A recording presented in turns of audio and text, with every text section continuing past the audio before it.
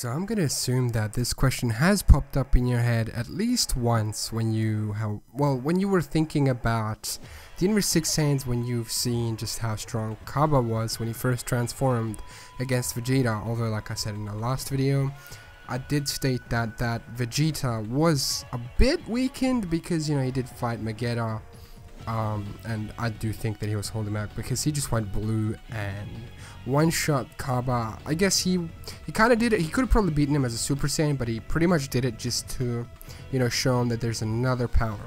But we've also seen Caulifla as well, and Kale. We're gonna talk about all these guys.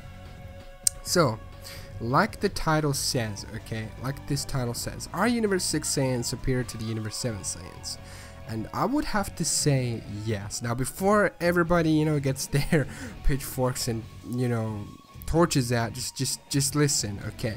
I'm gonna tell you why, and it's pretty obvious. I'm pretty sure everybody knows this by now. So the Universe 6 Saiyans have, I guess, evolved differently. As you can already tell, they don't have their tails. They are way more powerful in their base forms than Goku and Vegeta would be. So let's say that Goku and Vegeta stayed on, you know, Planet Vegeta, and these Saiyans from Universe 6 stayed on their home planet, Planet Sadal or Sadala, whatever the name is, because, you know, it's I'm pretty sure it's Sadala, yeah. So if you would compare, if you would have them 1v1, okay, if you would have, like, let's say Vegeta from when he first appeared on Earth fight against, you know, Cabba would destroy him.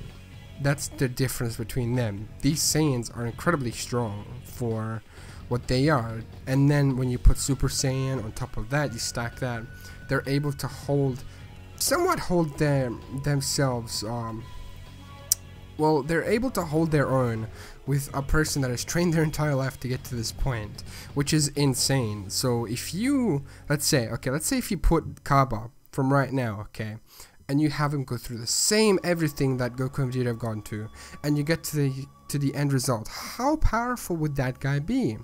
And then you have natural prodigies like Caulifla. Caulifla is ridiculously, she's ridiculously talented. She's a genius, like Goku and Vegeta. They're all talented.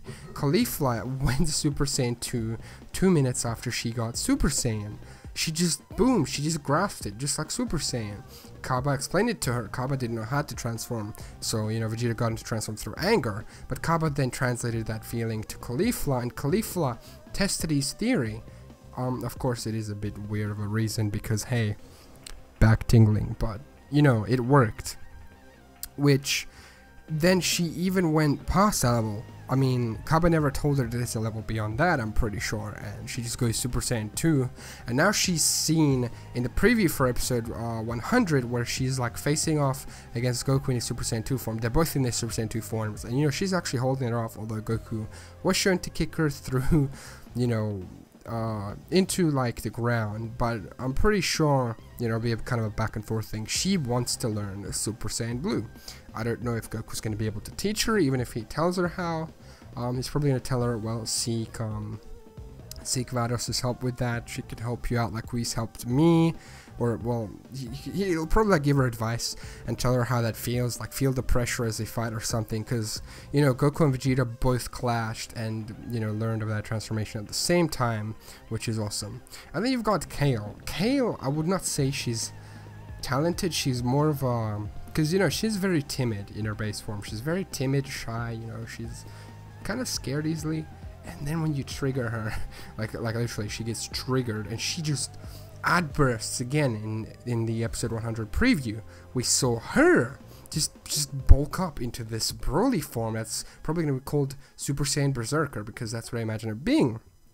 And she's just she's kicking butt and taking names. She's like blasting everybody, and Jiren's just looking at her like, this can't go on. I'm a hero and she's a villain. But these guys are talented, okay? And if you apply this to the king of the planet Sadala, it would be insane to see. I mean, now that you've introduced this transformation to their planet, this could either go for better or for worse. Because remember, every planet has bad guys. So if you have a Saiyan that's incredibly powerful and he turns evil, you know, there's gonna be fights and riots and all that kind of thing. But that's not what we're talking about. These Saiyans have evolved differently. Like I said, they've evolved in a better way.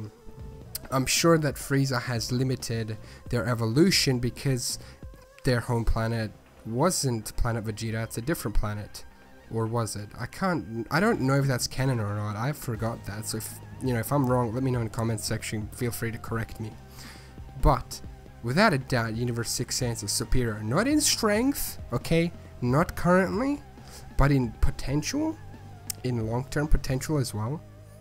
Why not? You know, they're incredibly powerful right now, and they can keep, they can keep just improving at an insanely fast rate. It's ridiculous.